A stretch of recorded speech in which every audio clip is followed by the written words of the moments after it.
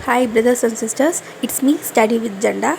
இந்த வீடியோவில் 12th maths chapter 1ல் உள்ள எக்ஸாம்பிள் 1.2 பற்றி பார்க்கலாம். என் சேனலை சப்ஸ்கிரைப் பண்ணிக்கோங்க, இந்த வீடியோ லைக் பண்ணிக்கோங்க, உங்கள் ஃப்ரெண்ட்ஸுக்கும் ஷேர் பண்ணுங்கள். இப்போ சம் பார்க்கலாம்.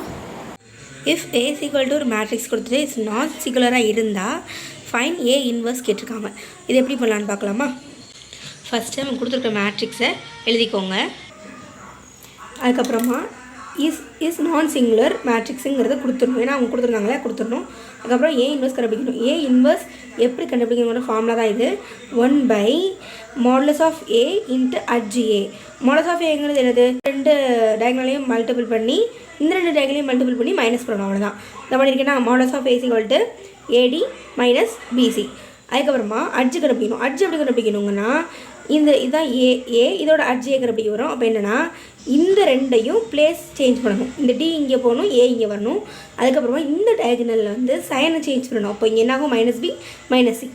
இந்த இதுதான் ஏ இன்வர்ஸ் வந்து இதுதான் ஃபார்முலாவில் போட்ட மாதிரி நம்ம போட போகிறோம். 1/mod ஆஃப் ஏவா என்ன வேல்யூ அது? AD minus BC. அதுக்கப்புறமா அட்ஜிஏ வந்து இந்த இருக்குது. இதுதான் நம்மளுக்கு தேவையான ஆன்சர். Like and subscribe.